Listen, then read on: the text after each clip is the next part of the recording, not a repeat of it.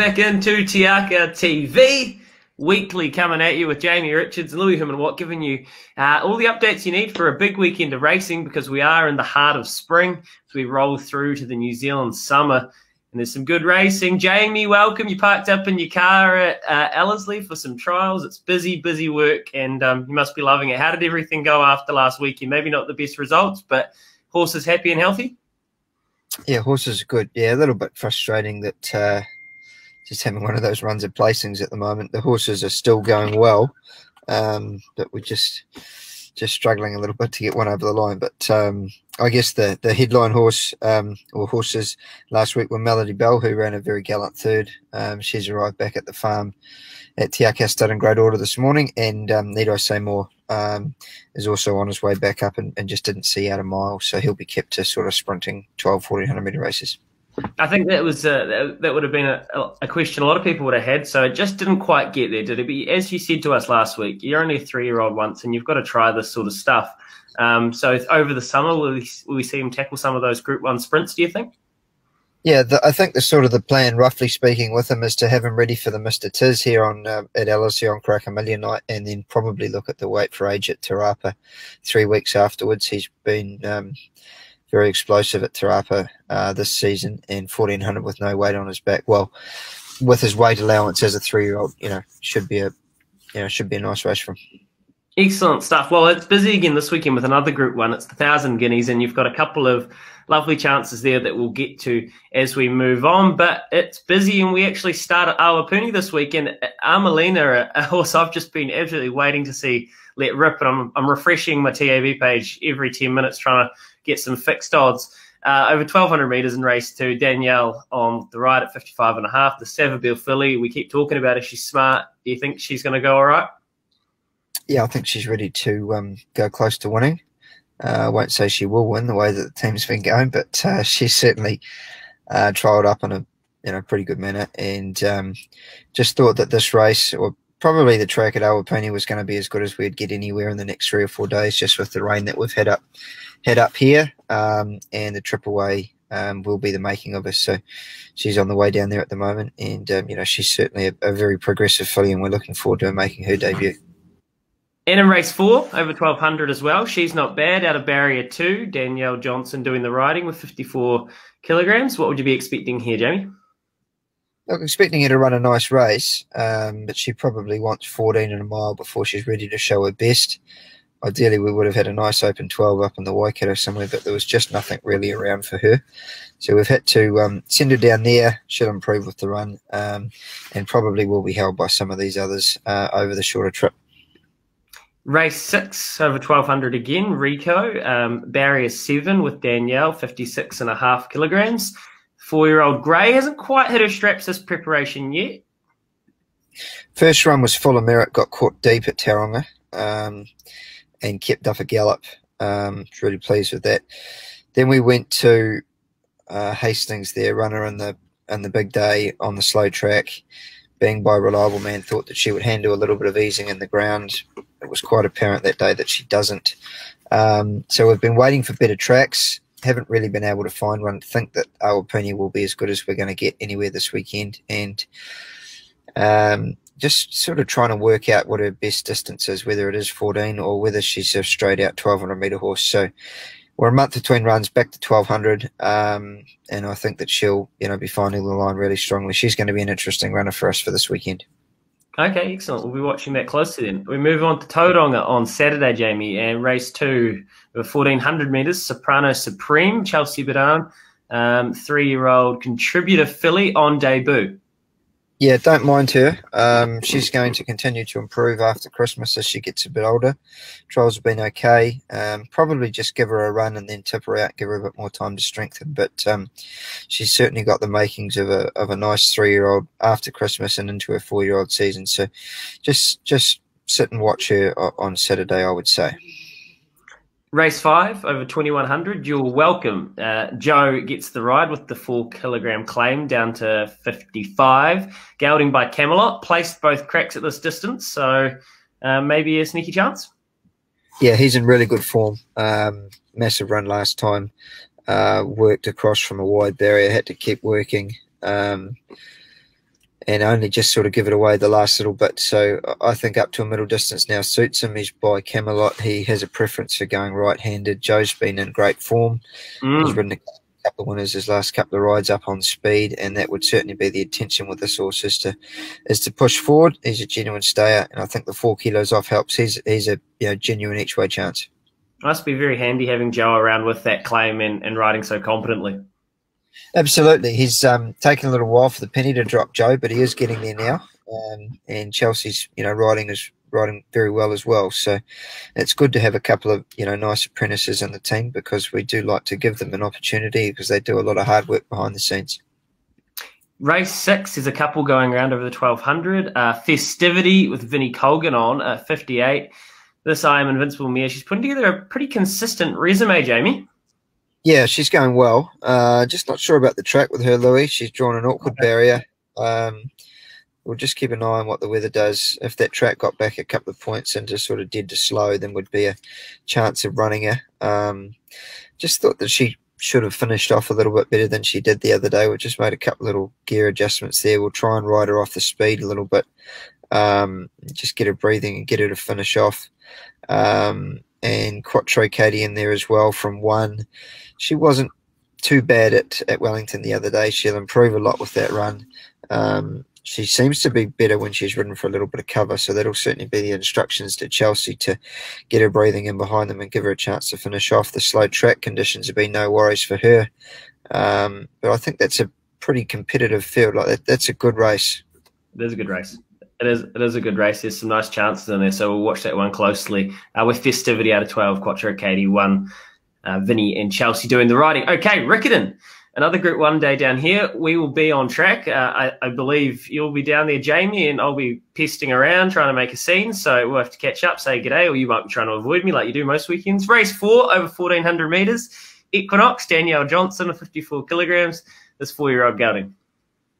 Yeah, he didn't have a lot of luck last Saturday. Sort of missed the kick away a little bit, then ended up further back than where we wanted to be. So the most important thing for him is getting him out of the barrier. He's up in class but down in weight. I think he can give a bit of cheek from a good gate. Remington will more than likely run there as well, just working on a suitable rider there from 11. Probably have to go back a little bit. Just got caught wide his last start. He's an honest horse, but he's just sort of struggling up in this open grade. So we'll see how we go there with him. Straight into race 5, over 1,200 metres, another couple of chances. Summer Monsoon and Pokuto's Gift. We'll start with Summer Monsoon, the Stratum 6-year-old gelding. Has some success at this distance. Yeah, he was a little bit like Equinox in the same race the other day. He's a bit stiff. Got back, it just didn't have a lot of room. So we brought him back to 1,200 and put a visor on him. Nice handy barrier draw there. Hopefully ride him in behind the speed. He needs to get covered up, otherwise he doesn't finish off. So sort of try and ride him 4th or 5th and he can be competitive. And Opie's up on Pokuto's Gift. Now, last weekend, this big boy, and I actually did take a good look, and gee whiz, you're right, he is big. And you said he was a great each-way chance. And he did stick on really nicely for second. I think he got in the end. So another backup. I don't think you'll be getting too much meat on the bone as far as odds go, but you'd suggest he'd be another each-way chance again, probably? Yeah, for sure. Every time he goes to the races, he gives his best. So, look, nice low barrier draw. He'll be up and behind the speed there somewhere and doing his best. Obviously, the winner from last Saturday is up the top of the book there, and she'll go along at genuine sectionals in the early part of the race. We weren't able to catch her there the other day, so we'll have to see if we can improve a little bit this Saturday. Did kick away, didn't she? But that's all right. We'll have another crack. Race 6 over the 1,000. Frantic Welcome Bloodstock Stakes. This is for the 2-year-olds, the babies. Avanello, look, Opie's up 56.5. Tell us about this Bilardo colt. Looks like it could be quite smart, Jamie. Yeah, I like him. I thought his first 2 runs, particularly his last run, was full of merit. He was really coming at Follow Your Dreams all the way down the straight there. He's just had the aid of a couple of better barrier draws than us, and again gets the same on Saturday. But I think the big thing for us is now up to 1,000 metres, OP on, and he's a genuine winning chance. I think he could turn his form around on Follow Your Dreams if everything went the right way. What would the plan be roughly with him? Is he a Karaka Million chance at all, or would he be going out for a break?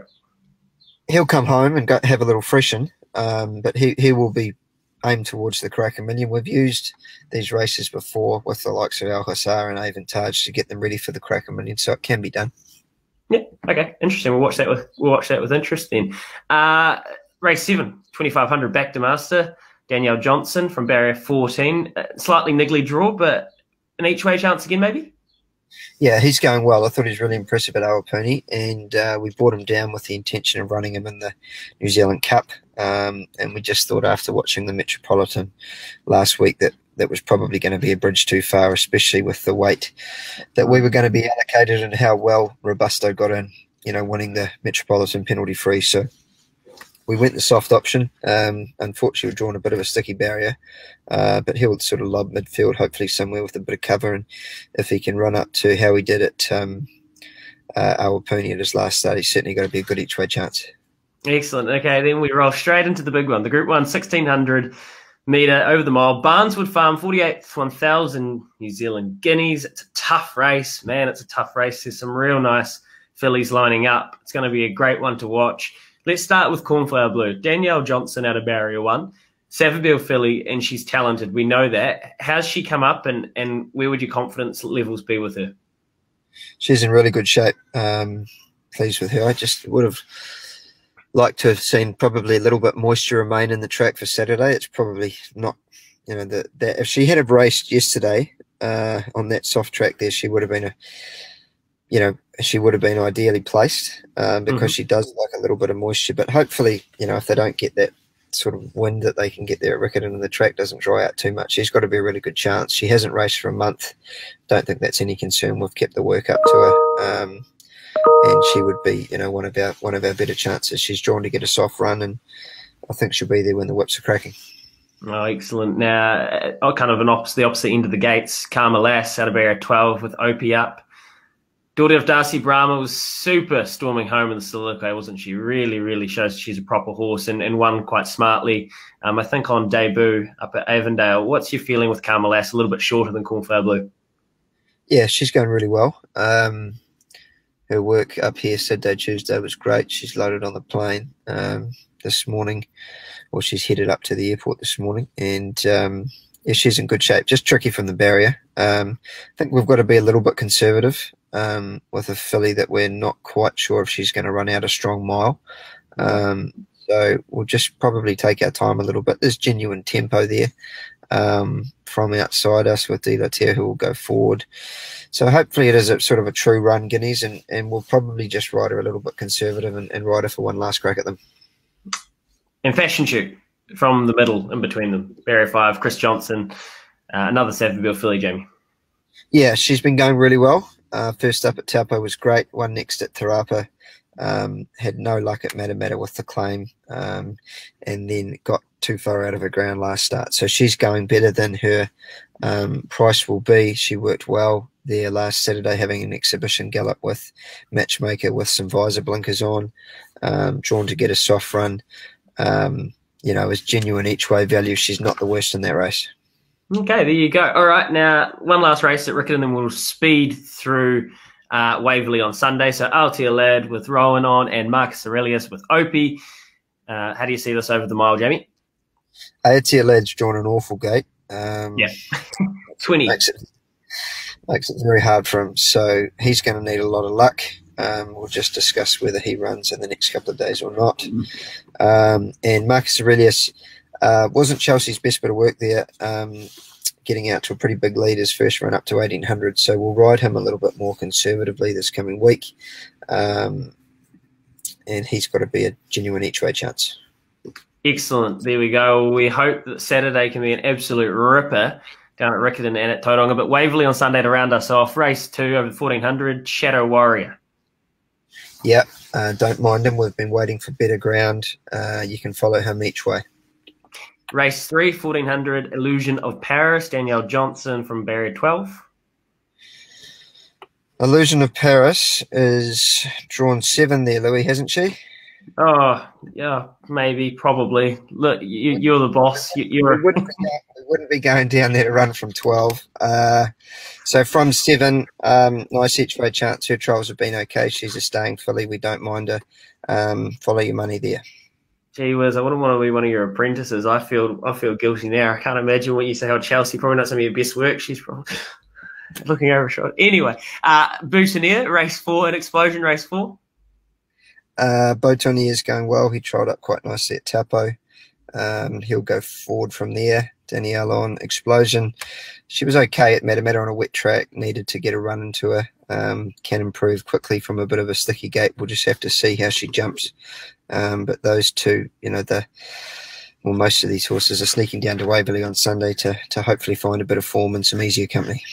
There you go. Race 5, 1400, Ginger 2 from barrier 1, I think. Chelsea doing the riding. This is Farage Gelding. Yep, Chelsea on. He likes to go forward. 2Ks off from 59 should help him. So he'll be a nice each way chance. And Zoo Luminous has got a couple of noughts beside her name there. The first one she deserved. The second one she didn't. So look for her to turn her form around pretty quickly. Race 6, 1200, Oceans 8 at barrier 1, Ocean Park, 5-year-old mare. Danielle's up. Yeah, been a touch disappointing. So she's been covered by Tavachi, and we're hoping that is going to make her run a little bit faster. She'll go forward, but needs to step up. And we also have Vincere in there, drawn 4. Nice mare, trialled well at Taupo the other day. Genuine each way chance. Beautiful. And to round the winning weekend off, no doubt, race 9 over 1650. Fabulous fight and a nice gate. I am Invincible Gelding going up in distance. Danielle Johnson on with 58 kilograms. Yeah, pleased with him. Probably better run than it looked at Tiaraha last time. He sort of just got caught deep, and then he was sort of doing his best. He's a horse that needs everything to go the right way for him. Yeah, he's a genuine each way chance. We sort of snuck him down there too to try and find an easier race, and it wouldn't surprise me to see him run in the top 3. All right, Jamie, thank you for your time. Enjoy the trials today. Enjoy the weekend. We'll see you down in Christchurch. All the best to everybody doing the riding, all the connections, everybody that owns someone for Te Akau. Hopefully we can get a few past the post first and get some momentum back.